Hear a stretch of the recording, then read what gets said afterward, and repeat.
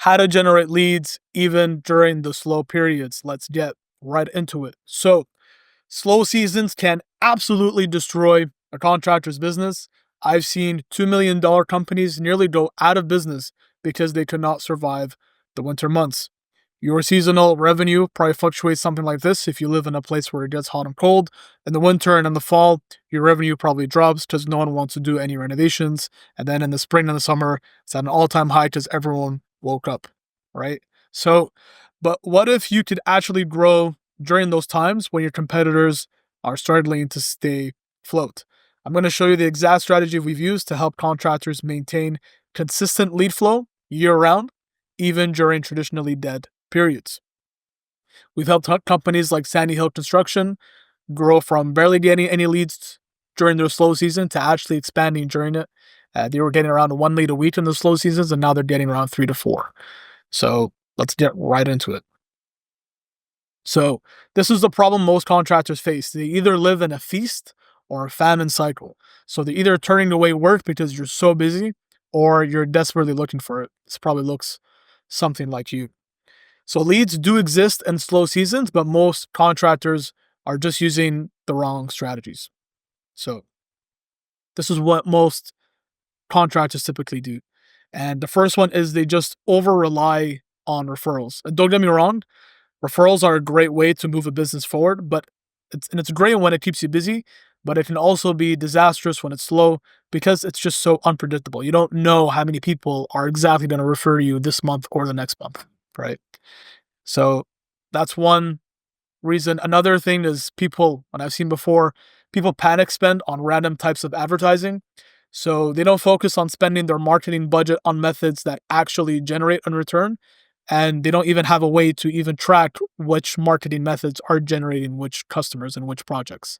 And I've seen contractors waste thousands of dollars on radio ads or bus ads and generate nearly zero return. And I know this because we did the exact same thing with our agency.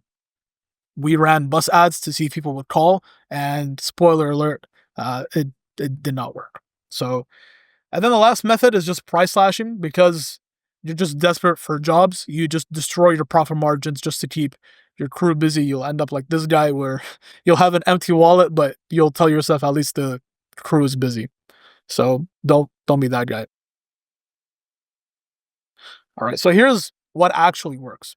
First one is to build a location specific SEO strategy. So we had an electrical client generate 115 high quality leads in December alone, just because we did the SEO for several months before that. And there is a common theme among the contractors that get leads year round, and it's that they often show up high on Google. So I live in a hometown of Ottawa, and when I search home renovation Ottawa, I see these 3 companies at the top 3, and I know for a fact that these companies stay busy year round, right? So you either need to learn how to do this yourself, and by do this I mean show up on Google, and we have an hour-long guide on how to do this, which you'll find in the link below, or you need to find a trustworthy person to help you get high up on Google for you. And because it takes at least a few months, and if not a whole year, depending on how competitive your area is, for you to show up on Google, you need to spend this downtime wisely and start getting to work while you're not busy and out on the field. All right. And the more specific the search is, the faster it is for you to rank. So, for example, home renovation Barhaven. Barhaven is like a very small area in Ottawa. It's much easier to rank than home renovation Ottawa because Barhaven is just a small suburb within the bigger city, which is Ottawa, right? If you spend the money and the time to show up here high on Google, I can guarantee you will have much, much less of a slow season. And the slow season should really be the busiest time for you to do your marketing and your business development because your competitors are taking it easy and they're relaxing on the beach, and you have this opportunity to outwork them. Here's a funny little diagram. You'd be much further in your business if you're the guy on the right. This is also the opportunity for you to either update your website and add any of the photos that you took throughout the year. If you have any new video content, so you can make like explainer videos explaining your services or the differences between your services, and just build marketing assets to answer common questions that potential clients have. So if clients typically ask you, how much does something cost, or what is the benefit of doing this, or how much should I renovate, it's a good time to record yourself answering those questions so you can send them to potential clients so they already liked and trust you before you even walked into the door, right? So, second point that you should be doing is to leverage your Google business profile. Your Google business profile is your most important asset to get leads. And out of all the contractors that we work with, the ones that maintain more leads year round have this nailed down. So again, it's the same thing. I search for home renovation Ottawa and I see these three companies in the Google business profile section. And I can guarantee you these guys are also busy year round as well. And we've seen that. So here's a quick summary to improve your Google business profile. We have a full hour guide down below, but this is just a general idea. If you want to show up high, first point is you need to add a physical address to the Google business profile. All of these have addresses, and the more central your address is, the more relevant and the more likely that you'll show up. Second is you need to add the correct category to the Google business profile. So you'll see all these are contractors, general contractor, construction company. If yours is something totally off, like roofing or just repair, you're not going to show up here at all. Right? So make sure you get that squared away. You want to add in all your high quality photos that you've taken throughout the busy season. It's not going to help you show up higher, but people do scroll through these and will judge you on the quality of your work. So you want to make sure that you have a lot of them, a lot of good photos, and you want to make sure that they're all very high quality as well. And lastly, which is the most important, you need to ask absolutely everyone that you've worked with during the high season to leave you a very detailed review. Ask them what you did for them and ask for their inputs on what they thought about the service and have them write all that information in the Google review. Right. So, small intermission.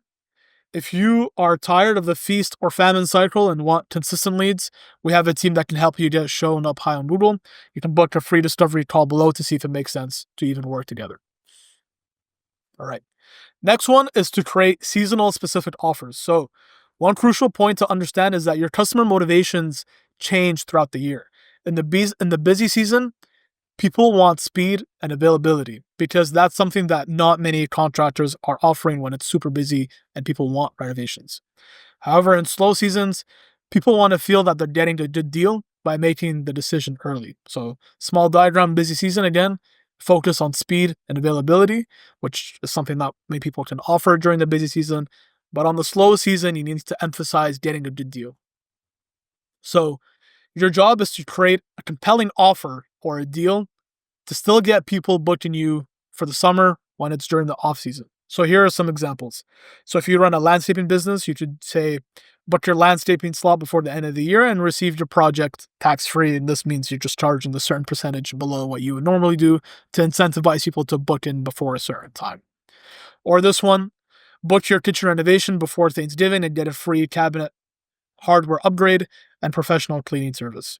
So this free cabinet hardware upgrade may not even cost you that much. So maybe it makes sense to incentivize by offering this. Or book exterior work by March 15 and receive free gutter cleaning and downspout extensions to address rain concerns. Again, depends on the cost for you to actually do this. So you may think that you're giving a lot away, but you have to think of your cost to acquire a customer. So let's say you ran radio advertisements and you spent $2,000 and you only got one customer out of that. So that means your cost to acquire a customer was $2,000. However, if you spent $1,000 on a Facebook ads with your promotion and you got two customers, and for each customer you had to give away $500 of free services for them to become incentivized and become a customer, that means that your cost to acquire customer is now $1,000 because you spent $1,000 on Facebook ads, you got two customers. For each one, you gave $500. So ignore this. This should say 1,000. But the overall cost to acquire a customer from radios was 2,000, but with Facebook ads, it's 1,000. So it may seem that we spent $1,000 on Facebook ads. It's a lot, but you have to compare it with your alternative methods, right? So whatever you want to optimize to get a low cost to acquire a customer. So you want to analyze your own margins and see what makes sense to give away as a cost to acquire a customer. You want to give away things that have a very high perceived value, but low cost for you to deliver. So an extended warranty is perceived as a high value, or a design consultation can be perceived as a high value, but it doesn't cost much for you to actually provide that service. So These customers will eventually be able you'll eventually be able to upsell these customers to other services or even help you generate more referrals if you do a good job, right? And then the last one is to just prioritize past customer outreach and reach out to past customers. So the person most likely to buy your service is someone who's already bought something from you before because they already know you, they already trust you, they already know that your quality of work is good. So to get work during the slow season, it can be as simple as just sending an email announcing your seasonal offer to your past customers. And I bet they're going to react something like this. They're going to be shocked and tell all their friends and family, right? And you may think sending one email is enough. It typically isn't. Sometimes you have to follow up with a phone call either 24 or 48 hours after sending an email, asking them if they got your email, if they know about the offer, and if maybe they know someone else who would benefit from this. So, yeah, this is what this point is. If they're not interested in getting an upgrade, they may have a friend who would. And you can even incentivize this by you can incentivize people giving you referrals by giving both parties a money reward. So the person who is your past client and the new client, you can give them $200 each, for example, something significant so they're a bit motivated. And you may think that $200 is a lot, but again, you have to compare with your current cost to acquire a customer. You may only be relying on referrals, but if you're only relying on referrals, yeah, your cost to acquire a customer may be zero. But if you want to scale, you will have to pay something to acquire a customer, either time or money through advertisements. So you want to get that to be as low as possible. The more touch points and relationship you have with your past clients, the more that they will remember you when they either need another job and know a friend who could use your help. So you just telling them your offer is just another way for them to be reminded of who you are and, know that you're still in the picture and you're looking to help in any shape or form. Right. So hope that was useful. If you have any questions, leave them down below. If you have any troubles with slow season as a contractor, and I'll see you guys in the next video.